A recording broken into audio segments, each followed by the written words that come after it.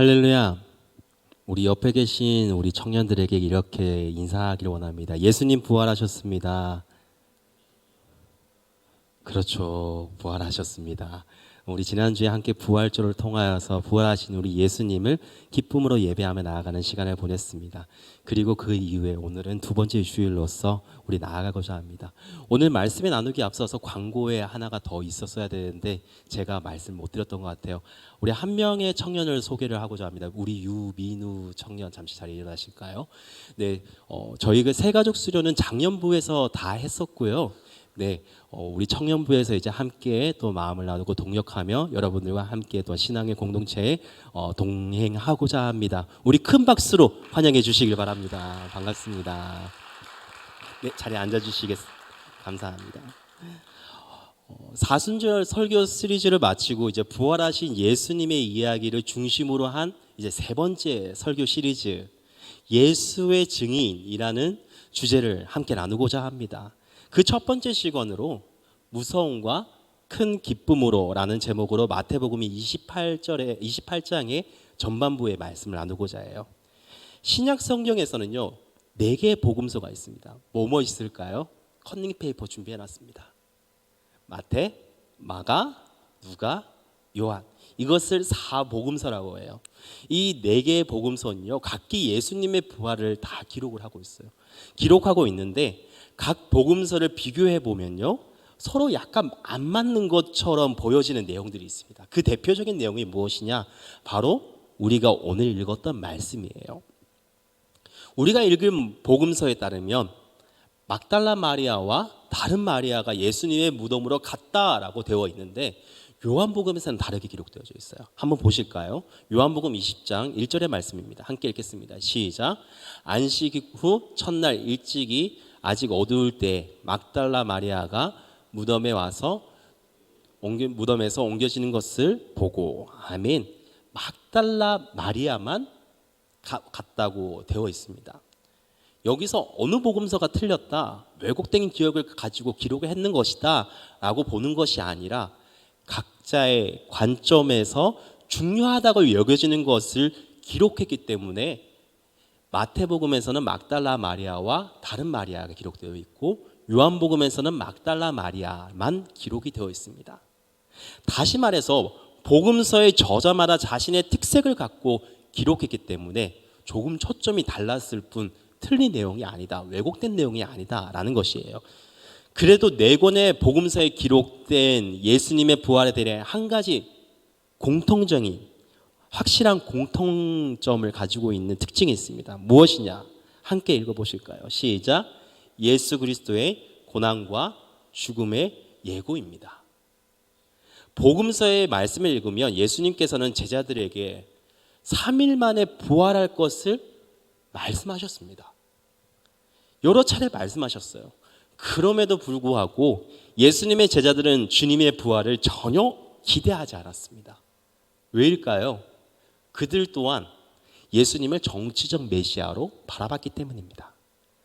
자신들을 로마의 억압과 압제에서 구원할 정치적 메시아로 오셨으니 나의 스승, 나의 랍비 예수님은 왕이 되실 것을 확신하고 있었습니다. 십자가 처형 앞에서 쓰신 가시 면류관 대신에 왕관을 쓰실 것이라고 믿었던 것이에요. 그래서 자신들이 한 자리씩 자리를 차지할 줄 알았습니다. 자신들을 이끌어줄 예수님은요 가장 처참한 존재가 되었고 십자가에 달려 죽으셨습니다. 그리고 장사되어서 무덤에 봉해지게 됩니다. 여기서 오늘의 본문의 이야기가 시작되는 것입니다. 막달라 마리아와 다른 마리아는 예수님의 무덤으로 이른 새벽에 향하여 달려갑니다. 왜 이른 새벽에 움직였냐라면 병사들의 시선을 피해서 간 것 아닙니다. 뭐라고요? 기록되어 있을까요? 안식일 후에 가장 빠른 시간에 달려가기 위해서였습니다. 유대인들은 안식일에 2km 이상 이동할 수 없었다라고 합니다. 쉽게 얘기해 볼게요. 해방촌 사시는 분 제외하고는 여러분들은 교회에 나올 수 없습니다. 이곳에. 어떻게 이해되시겠죠? 근데 그거와 같이 2km 이상을 갈 수가 없었어요. 그래서 이동이 가능한 첫 시간, 안식일 끝난 바로 첫 새벽에 달려가는 거예요. 마가복음 16장의 기록에 보시면요, 왜 갔었냐면 예수님의 시신에 향품을 바르기 위해서 찾아온 곳으로 기록되어져 있습니다. 아무런 노동을 해서는 안 되는 안식일을 범하지 않기 위해 안식일에는 쉬었다가 다음날 새벽이 되자마자 무덤으로 달려간 것입니다. 그런데 마태복음에서는요, 두 가지의 행위에 할 것을 기록하고 있지 않습니다. 향유를 사서 바르러 갔다라는 기록이 없어요. 이야기가 없어요.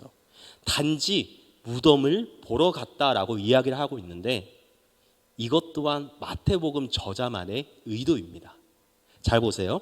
전장인 27장의 말씀에 보시면요, 마지막 절에 보시면 이렇게 기록하고 있습니다. 함께 읽어보실까요? 시작. 그들이 경비관과 함께 가서 돌을 임봉하고 무덤을 굳게 지키니라. 아멘. 이렇게 기록되어 있습니다. 이미 무덤이 유대의 지도자들과 파수꾼에서 단단히 임봉되어 경계하고 있다는 사실을 고려하고 있었기 때문에 그들의 행위를 기록하지 않았던 것입니다. 즉 무덤이 지금 굳게 지켜지고 있고 단단히 임봉하고 있는 상황에서 이 두 여인이 예수님의 시신에 향유를 바르기 위해서 왔다고 하더라도 그들이 하려고 했던 목적을 이루기 어렵기 때문에 향유를 위해 왔다는 이 기사를 기록하고 있지 않았던 것, 생략하고 있었던 것입니다. 대신에 마태복음은 어디에 초점을 더 강조로 두고 있냐면요, 임봉에 대하여서, 봉했다라는 것에 대하여서, 무덤을 지키고 있다라는 것에 대하여서, 파수꾼을 세웠다는 것에 대해서 다른 복음서와 다르게 힘을 싣고 있는 거예요. 이 복음서에 서로 똑같은 내용의 사건에 대해서 평행 본문들을 살펴보면요, 임봉에 대해서, 무덤을 봉했다라는 것에 대해서 말씀은 마태복음에서만 기록되어져 있습니다. 왜 유대 지도자들이 파수꾼을 세워놓고 무덤을 임봉했을까? 왜 이 말씀을 마태복음에서 강조하고 있을까? 왜 지키게 했을까? 그것은 조금 더 말씀의 앞쪽으로 살펴보면 알 수 있어요. 마태복음의 말씀입니다. 세 번역의 말씀이에요. 우리 한 절씩 교독하며 읽도록 하겠습니다. 이튿날 곧 예비일 다음 날에 대제사장들과 바리새파 사람들이 빌라도에게 몰려가서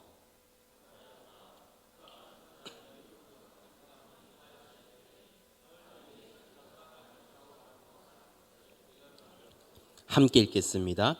그러니 사흘째 되는 날까지는 무덤을 단단히 지키라고 명령해 주십시오. 혹시 그의 제자들이 와서 시체를 훔쳐가고서는 백성들에게 그가 죽은 사람들 가운데서 살아났다 하고 말할지도 모릅니다. 그렇게 되면 이번 속임수는 처음 것보다 더 나쁜 영향을 미칠 것입니다. 그래서 단단하게 예수님의 무덤을 임봉하고 파수꾼을 세워서 지키게 한 것입니다. 어떤 수를 써더라도 예수님의 시신을 훔쳐갈 것을 생각했기 때문에.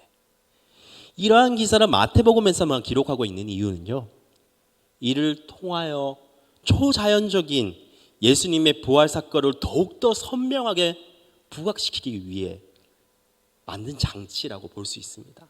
다시 말해서 마태는요, 이 마태복음의 저자인 마태는 무덤의 임봉을 예수님의 부활의 증거로 사용하고 있다는 점에서 무덤에 임봉되었다라는 사실을 강조하고 있고, 다른 복음에서 보여주는 향료를 바르기 위하여 왔다라는 것을 생략했다라는 것이에요. 그러나 이 두 가지는 다 사실입니다. 임봉이 되어서 파수꾼이 지키고 있었고, 막달라 마리아와 다른 마리아는 향유를 들고 예수님의 무덤을 찾아온 것도 사실입니다. 어느 한 곳에만 초점을 맞췄던 것이지 생략했던 것뿐이지 두 가지가 다 이루어지고 있는 것이에요. 그런데 잘 보세요. 사실 두 여인이 지금 하고 있는 일이는 거 있죠. 향유를 들고 가는 그 일은요, 보편적인 시선에서 본다라면 사실 안 해도 되는 일입니다. 너무나도 수고스러운 일이고요, 번거로운 일이며 넘어야 할 산도 많고 위험한 일이기도 합니다. 무슨 수로 여인들이 굳게 닫힌 돌문을 옮길 수 있겠습니까? 또한 지키고 있는 로마 군병을 어떻게 따돌릴 수 있겠습니까? 그리고 요한복음의 기록에 따르면요, 이미 니고데모라고 하는 사람이 충분한 향품을 가지고 장사했기 때문에 향품이 필요하지 않았습니다. 이 여인들은 무엇을 하겠다는 것보다는 사랑했던 분이었고, 아니 먼저 그분에게 큰 사랑을 받았기 때문에 간 것이었습니다. 사랑하는 예수님을 잃고 그 슬픔에 찾아간 것이에요. 사랑하는 사람의 무덤에 찾아가는데 무슨 이유가 필요했겠습니까? 예수님을 향한 사랑과 애절함으로 그 길을 갔던 것입니다. 그리고 내가 할 수 있는 최선의 방법을 한번 해보고자 향료를 사고 갔던 것이에요. 안식일이 끝나기만을 기다리며 밤새 잠을 이루지 못하고 기다리다가 날이 미쳐 다 밝히지도 전에 거기로 향했습니다. 다시 말해서 합리적이게 행동하지 않았다라는 것입니다. 왜요? 왜일까요? 주님께 사랑을 받았고 주님을 사랑하기 때문입니다. 사랑한다라면 시간과 돈을 아끼지 않습니다. 이것에 빗대어서 표현하기 아쉽지만 우리의 삶에서 가장 쉽게 이해하려면 연인 사이의 초반에 느끼는 감정이라고 말할 수 있을 것 같습니다. 얼마나 최선을 다합니까? 내 이야기 같아. 얼마나 최선을 다합니까? 열과 성을 다합니다. 서로를 위해서 돈이든 시간이든 체력이든 무엇이든지 아끼지 않습니다. 아내가 얘기하지 말았는데 그냥 얘기하겠습니다. 저는 연애 초반 때, 자랑이에요. 자랑이니까 여러분들 잘 들어주셔야 됩니다. 연애 초반 때 이제 아내를 만나러 가기 위해서 제가 살았던 것은 경주예요. 아내가 살았던 것은 통영입니다. 편도가 얼마 걸리냐면 안 막혀야지 3시간 반입니다. 왕복 몇 시간이요? 7시간. 아내의 한마디에 저는 달려갔습니다. 그 오빠는 결혼과 동시에 사라졌지만 그렇게 기름값과 톨비 그리고 내가 길가에서 하는 그 시간들 하나도 아깝지 않았습니다. 그냥 설레는 마음으로. 조금 피곤했긴 했었어요. 운전이 장거리 운전이다 보니까 피곤했긴 해도 행복했습니다. 왜요? 사랑하니까. 남들이 보기에 낭비하는 것처럼 보이지만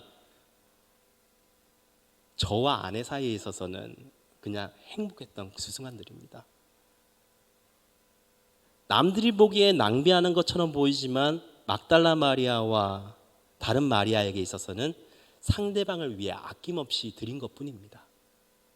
나를 사랑해 주셨던 주님, 나를 사랑해 주셨던 예수님 위해서 내가 어떻게 은혜를 보답할까 하는 그 마음으로서 새벽 미명을 깨워 달려갔던 것입니다. 말씀 속에서 두 여인은 시간을 낭비합니다. 또한 향료를 사서 돈을 낭비합니다. 왜요? 주님을 사랑했기 때문입니다. 사랑하니까 그것은 더 이상 낭비가 되지 않았습니다. 헌신이자 은혜에 대한 보답이요, 그분을 위한 일이 되었습니다. 이 모습을 우리는 기억해야 할 줄 믿습니다. 주님을 구주로 고백하고 살아가는 그리스도인들이라면 우리의 삶과 신앙의 두 여인과 같은 모습이 나타날 수밖에 없습니다. 자연스럽게 나타날 수밖에 없어요. 안다라면 십자가의 은혜를 알게 어찌 가만히 있을 수 있겠습니까? 주님을 위해서라면 무엇이라고 하고 싶어지는 것이 당연지사입니다. 그래서 두 여인은 봉해진 무덤으로 찾아간 것입니다. 그녀들은 무덤돌을 옮길 힘도 없고 자신의 능력으로 파수꾼을 이길 수 없는 연약한 존재들이었습니다. 세상의 시선에 불필요해 보이는 그녀들의 수고였지만 우리 예수님은 부활하신 후 자신의 모습을 가장 먼저 보여주는 첫 증인이 되는 영광을 두 여인에게 허락하여 주셨습니다. 이 여인들에게 가장 먼저 나타나셨다는 것입니다. 이 여인들이 무슨 큰 업적을 남겼습니까? 그렇지 않습니다. 파수꾼과 싸워서 이겼습니까? 그렇지 않습니다. 향료를 사고 갔지만 내가 어찌할 줄 몰라서 저 멀리서 지켜보고 있었는데 아무것도 하신 것 없었습니다. 단지 예수님을 사랑했던 것뿐. 그뿐입니다. 그리고 그 사랑에 대한 모습을 예수님은 그 사랑에 대하여 응답으로 자신을 보이셨습니다. 두 마리아가요, 무덤에 가까워지자 어떤 일이 일어났냐면 큰 지진이 일어나는 거예요. 말씀에서. 그리고 주의 천사가 하늘로부터 내려와 돌을 굴려낸 후에 그 위에 앉으셨다라고 기록되어져 있습니다. 다른 복음서의 말씀과는 달리 마태복음은 이 장면을 상세하게 설명하고 있는데 이것 또한 마태복음의 표현이기도 해요. 하나님의 현현하시는 장면과 흡사하게 나타냈고 돌 위에 앉았다는 표현은 죽음에서 승리하였다는 것을 시각적으로 보여주고 했던 마태복음만의 서술 방식입니다. 자, 여인들이 찾아갔던 게 언제였다고요? 안식일이 끝난 바로 시작했던 새벽이에요. 그 새벽에 어떤 일이 일어났다고요? 큰 지진이 일어납니다. 그냥 글 속에서 지진이 일어났구나, 무덤 일이 일어났구나, 예수님이 부활했구나. 근데 자, 새벽 밀명이 어둠침침하고 약간의 해가 떠오르는 그 순간에 지진이 일어났다 생각해 볼게요. 얼마나 무서웠겠습니까? 지금 이른 새벽에 큰 지진을 경험하고 있는 겁니다. 바야흐로 2017년 여러분들 혹시 기억나십니까? 2017년 11월 15일 포항 지진이 있었습니다. 포항에서 발생했던 지진이에요. 5.4 규모의 지진이었잖아요. 그것으로 인해 여러분 하나의 이슈가 생겼습니다. 무슨 이슈? 혹시 17년에 수능 봤던 분? 민우, 효상, 네. 저분들이 그날 수능을 이제 쳐야 되는 주간이었는데 한 주가 연기됐습니다. 지진으로 인해서. 기억나실 거예요. 뉴스에 한창 얘기 나오고. 수능까지 연기시켜버린 큰 지진이 있었습니다. 그때 저는 이제 포항에서 조금 100km 정도 떨어져 있는 이제 대구 지역이죠. 대구 지역에서 이제 거주하고 있었는데 그날 지진을 저는 잊지를 못합니다. 건물이 무너질 것 같이 흔들렸던 거예요. 처음에는 약간 진동 오길래 이게 뭐지 했는데 막 좌우로 흔들리는 거예요. 와, 공포로 확 다가온 겁니다. 머릿속에 기억으로 훈련받았잖아요. 당장 책상 밑에 들어가거나 아니면 빨리 뛰어나가야 된다. 주저앉게 되더라고요. 순간 그게 안 됩니다. 그냥 바로 그 털썩 주저앉게 다리 힘이 풀려 주저앉게 됩니다. 그 이후로 이제 한동안 한 몇 년 동안 잠깐이라도 여진이 있거나 흔들리는 게 있으면요 PTSD처럼 조금만 흔들어도 오금이 저렸습니다. 그보다 강도가 훨씬 높은 이제 튀르키예 또한 미얀마 최근에 있었던 방콕 지진이 이루 말할 수 없을 정도로 처참한 모습을 우리 매스컴을 통하여서 볼 수 있어요. 자연 앞에서 한없이 작아지는 인간의 모습을 우리가 느낍니다. 두 여인과 무덤 앞을 지켰던 경비병들은 큰 지진에 얼마나 두려웠을까요? 그런데 지진으로 끝난 것이 아닙니다. 하늘로부터 천사가 내려왔어요. 하늘로부터 천사가 내려온 거예요. 무덤의 입구에 돌을 굴려놓고 그 돌 위에 앉을 때 무덤을 지키고 있던 무장한 병사들이 이를 보고 두려워서 죽은 사람과 같이 되었다라고 기록되어져 있습니다. 경비병만 두려웠을까요? 여인들도 두려웠을 겁니다. 그런 그녀를 향해 천사는 무서워하지 말라라고 말합니다. 그리고는 너희가 십자가에 못 박히신 예수를 찾는 줄을 안다. 하지만 너희가 보듯이 그분은 여기 계시지 아니하시고 말씀하신 대로 살아나셨고 와서 보라라고 말씀합니다. 이제 천사는 여인들에게 중요한 임무를 맡겨요. 사랑하는 예수님의 부활의 소식을 전하라고 합니다. 그 소식을 들은 여인들은 무서움과 큰 기쁨을 동시에 느끼면서 눈으로 보고 피부로 느끼며 귀로 들은 소식을 전하기 위해 뒤도 돌아보지 않고 다름질을 하기 시작합니다. 이 여인들은 너무 무서운데 또 너무 기뻤던 거예요. 왜 두 가지 감정을 느꼈을까요? 첫 번째는요, 그들은 무서움에 사로잡혔던 것은 천사들을 만났기 때문입니다. 과거의 말씀을 보시면 그 영적인 존재를 만나게 될 때 바라보지 못할 광채로 바라보면 실명했다라는 그런 기록들도 있죠. 천사를 만났기 때문이고, 큰 기쁨을 느낄 수 있었던 것은 무엇일까요? 예수님이, 나의 스승이신 예수님께서, 사랑하는 예수님께서 부활하셨다라는, 살아나셨다는 소식을 전해 들었던 것, 확실히 알았기 때문입니다. 그래서 그들은 제자들에게 이 소식을 당장에 알려야겠다고 생각하고 급히 달려가는 겁니다. 그렇게 달려가는 중에 어떤 일이 벌어집니까? 함께 말씀을 읽겠습니다. 세 번역의 말씀입니다. 마태복음 28장 9절의 말씀, 시작. 그런데 갑자기 예수께서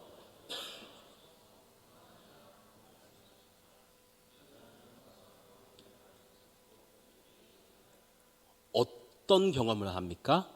부활하신 예수님을 직접 만나게 됩니다. 이 여인들은 십자가 곁에 마지막까지 함께 있었던 사람들이에요.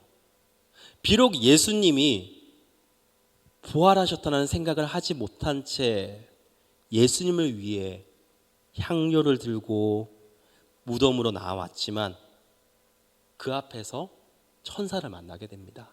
그뿐입니까?